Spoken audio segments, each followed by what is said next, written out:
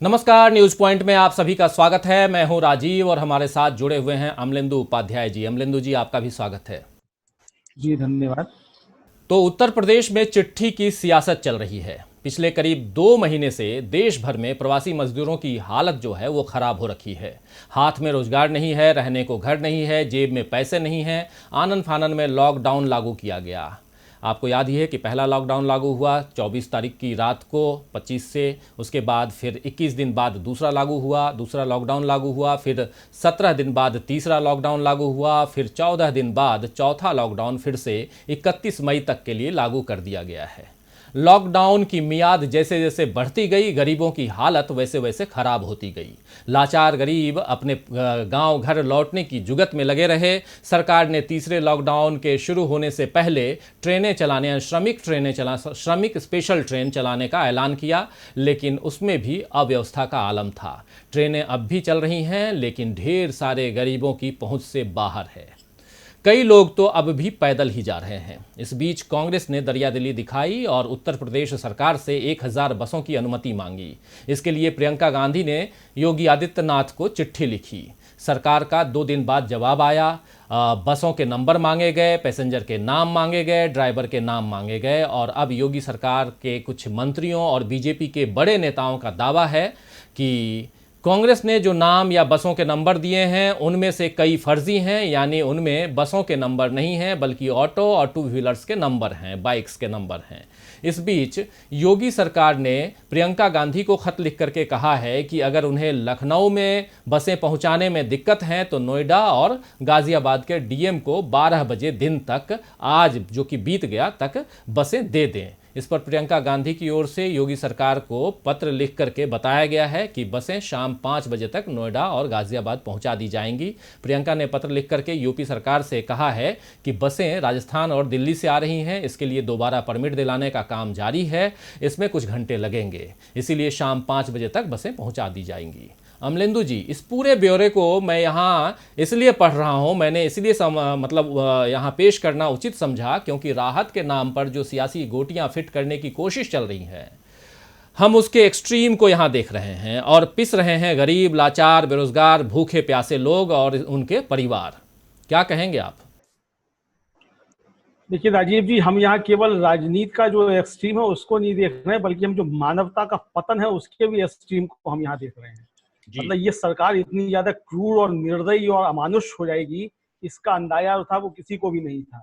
यानी आप देखिए कि मजदूर जो है वो 16 तारीख से जो है वो बॉर्डर पर पड़े हुए हैं और वहां पे उनको रोक दिया गया है, उनको चलने भी नहीं दिया जा रहा है, पैदल भी नहीं चलने दिया जा रहा है। बस उनसे तो जाने की तो बात ही छोड़ दीजिए। मेरा तो कहना यह है कि अगर योगी आदित्यनाथ जी को या उत्तर प्रदेश सरकार को या केंद्र सरकार को कांग्रेस की बसों से दिक्कत थी तो अपनी बसें भेज देती। जी भाई आप भी तो ये काम कर सकते थे। आपको अगर कांग्रेस की बसें नहीं चाहिए, आपको लगता है कि कांग्रेस जो इसका पॉलिटिकल माइलेज लेने की कोशिश कर रही है, तो मत लेने दीजिए आप उसको पॉलिटिकल माइलेज।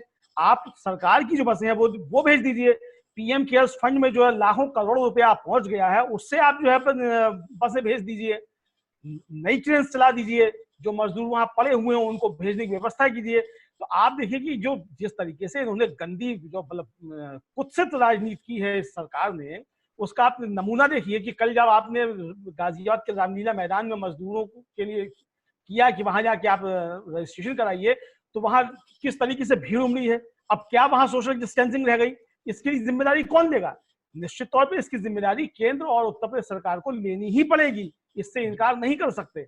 इसलिए जो है ये बिल्कुल जो है अमानुषिक चेहरा जो है इन सरकारों का वो सामने निकल करके आ रहा है।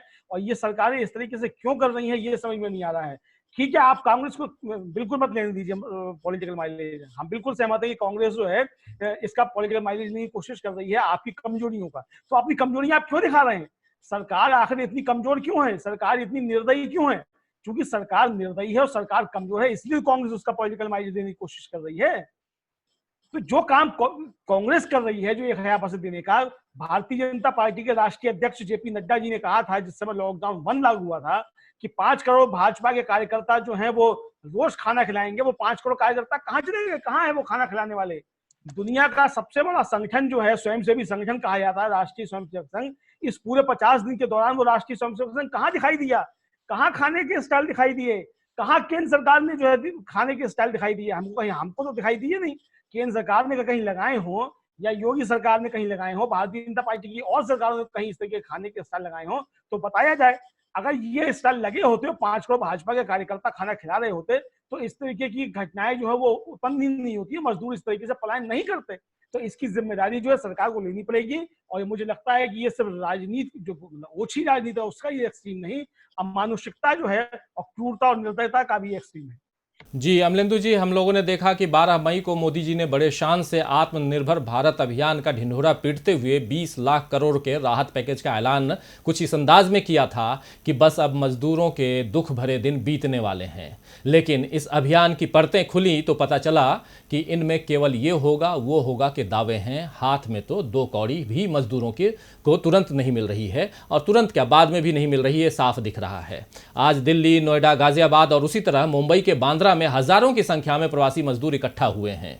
उत्तर प्रदेश सरकार की ओर से दिल्ली आने जाने की मंजूरी दिए जाने के कुछ घंटे बाद ही, आपको याद होगा कि कल ही मंजूरी दी गई थी कि दिल्ली से जो है आप नोएडा और गाजियाबाद आ जा सकते हैं, लेकिन नोएडा प्रशासन ने फिलहाल इस पर रोक लगा दी है। और दिल्ली से सटे नोएडा के जो स्थानीय प्रशासन ने कहा है कि इस पर फिलहाल यथास्थिति बनी रहेगी, यानी कि रोक लगी रहेगी, और दिल्ली से आने वाले लोग जो हैं नोएडा में उनको आने की अनुमति नहीं दी जाएगी। इससे पहले उत्तर प्रदेश सरकार ने कहा था कि दिल्ली के लोग नोएडा और गाजियाबाद जा सकते हैं, लेकिन जैसे ही बसों की बात सामने आई, उत्तर प्रदेश की पाबंदी भी सामने आ गई। इसका मतलब यह हुआ अमलेंदु जी कि आप बसों का इंतजार, मतलब कांग्रेस जो है वो बसों का इंतजाम कर ली, लेकिन हम प्रवासियों की एंट्री नहीं होने देंगे। लेकिन फाइनली परेशानी में तो गरीब ही हैं अमलेंदु जी। देखिए निश्चित तौर पे, और ये सरकार जो, अच्छा एक बात मैं जोड़ दूं, ये जो एंट्री का मामला मैं इसलिए यहाँ पे इसका जिक्र कर रहा हूँ क्योंकि देखिए, अगर अभी आप निकल जाइए, आप चाहे गाजियाबाद बॉर्डर पे जाइए, चाहे नोएडा बॉर्डर पे जाइए या डीएनडी पे जाइए, कि हर तरफ से जो सील करना होता है वो सील कर दिया गया है। और किन के लिए सील किया गया है? ये पूरा एरिया जो बॉर्डर एरिया है वो मजदूरों के लिए, जो पैदल चल रहे हैं उनके लिए। उनके साथ ज्यादतियां भी हो रही हैं, कई सारे ऐसे वीडियो भी आ रहे हैं। इसलिए मैं कह रहा हूं कि यह पूरा का पूरा मसला जो है, जैसे ही यह खबर आई कि कांग्रेस बसों का इंतजाम कर रही है और कई बसें जो है नोएडा और गाजियाबाद के बॉर्डर पर हैं, तो उसके बाद से यह पूरा का पूरा मामला जो है सामने आता है। इसकी जो सियासत है, राजनीति है, वो क्या है, वो मैं समझना चाहता हूं आपसे। देखिए ये असल में जो सियासत और राजनीति है, ये असल में कांग्रेस के खिलाफ नहीं है। ये जो भी राजनीति की जा रही है, इसे आप राजनीति कह लीजिए या अमानुषिकता कह लीजिए, ये सब कुछ जो है ये मजदूरों के खिलाफ है। ये इस सरकार का जो मजदूर विरोधी चेहरा है और जो जन विरोधी चेहरा है वो सामने निकल करके आ रहा है। क्योंकि कांग्रेस जो है उसने अब आगे बढ़ के पहल की, और मैं तो ये कहना चाहूंगा कि उत्तर प्रदेश के बाकी राजनीतिक दल जो हैं उनको लकवा मार गया है, वो सिर्फ ट्विटर पे मौजूद है। यानी सपा और बसपा जो उत्तर प्रदेश के अंदर हैं वो सिर्फ जो है ट्विटर पे ही ट्विटर खेल रहे हैं, और कहीं जो है वो विपक्ष दिखाई नहीं पड़ रहा है। अकेली प्रियंका गांधी अगर उत्तर प्रदेश में इस तरीके से मोर्चा ले रही हैं तो मुझे लगता है, जबकि कांग्रेस तो उत्तर प्रदेश में कोई स्टेक होल्डर भी नहीं है इस तरीके से, जिस तरीके से वो आगे बढ़कर के कर रही है। ये काम जो थे वो समाजवादी पार्टी को, बहुजन समाज पार्टी को करने चाहिए थे। और बसपा की जो नेत्री है मायावती जी, वो तो बल्कि सरकार के समर्थन में इस तरीके से ट्वीट कर रही है और अधिकारियों के ऊपर जो दोष मरना चाह रही है। अखिलेश यादव भी ट्वीट करके तो खूब जो है सरकार की लानत बनानत कर रहे हैं, लेकिन जो एक विपक्ष दिखना चाहिए था उत्तर प्रदेश में वो कहीं भी दिखाई नहीं पड़ रहा है।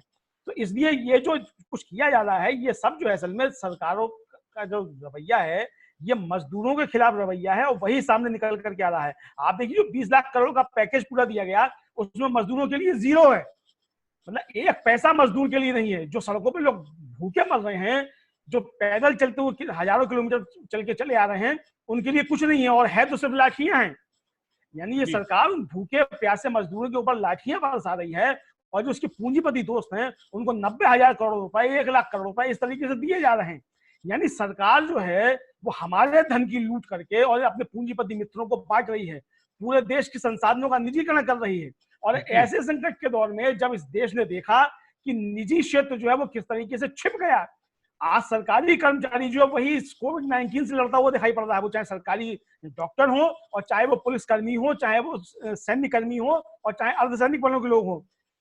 सरकारी कर्मचारी जो वही जो है इस पूरे संकट की घड़ी में सड़क पे लड़ता हुआ नजर आया है। और उसके बाद भी जो है इस सरकार ने जो कानून लेके आई है, जिस तरीके से भत्तों में कटौतियां की जा रही हैं, और अभी तो सुनने में आ रहा है कि सरकार ने ये आदेश भी जारी कर दिया है कि लॉकडाउन पीरियड की तनख्वाह जो है वो कर्मचारी को नहीं मिलेगी। अभी मैं इसके बारे में निश्चित तौर पर मतलब कंफर्म नहीं हूँ, अभी थोड़ी देर में मालूम पड़ जाएगा कि इस तरह का कोई आदेश आया है कि नहीं आया है। तो ये स्थितियां जो हैं, ये असल में देश की जनता के खिलाफ इस सरकार का ये एक तरीके से युद्ध है। और मुझे लगता है कि सरकार को जो पीछे हटना चाहिए और अपने अमानुषिक कदमों से जो है उसको तौबा करनी चाहिए। जी बिल्कुल, लेकिन अगर देश में लोक कल्याणकारी सरकार का शासन हो तो गरीबों के कल्याण की बात होती, लेकिन इस वक्त तो ये उम्मीद करना भी बेमानी है अमलेंदु जी।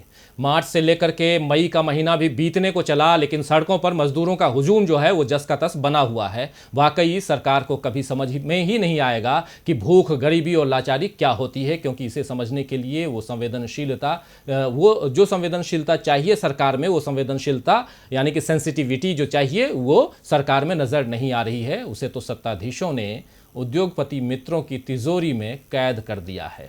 सड़कों से गरीबों की रोज सामने आती तस्वीरें हम लोग देख रहे हैं, जो इस आधुनिक भारत के हालात बयां कर रहे हैं अमलेंदु जी। ज़रूरत है कि सरकार अपनी गलती माने और उसमें सुधार करने की कोशिश करे। तो अमलेंदु जी, आपने चर्चा के लिए वक्त निकाला, आपको बहुत बहुत धन्यवाद। और दोस्तों, आपने बहुत ही ध्यान से हमें सुना, उसके लिए भी बहुत बहुत धन्यवाद। और अगर आपको ये प्रोग्राम पसंद आता है तो इसे शेयर करना ना भूलें, शेयर ज़रूर करें। और हमारे चैनल को जिन्होंने अब तक सब्सक्राइब नहीं किया है, जब मैं बार बार बोलता हूँ, हमारे चैनल को सब्सक्राइब कीजिए और अपनी बात जो है वो कमेंट बॉक्स में ज़रूर लिखिए। और अगर आप कहीं फंसे हुए हैं, आपको कोई परेशानी है, आप कुछ और वीडियो देखना चाहते हैं, कुछ और प्रोग्राम हमसे चाहते हैं, अपने सुझाव, अपनी बातें जो हैं ज़रूर कमेंट बॉक्स में लिखिए और हम तक अपनी बात पहुंचाइए। और हम कोशिश करेंगे कि आपकी बात जन जन तक पहुंचाएं। और देखते रहिए टीवी लाइव। नमस्कार।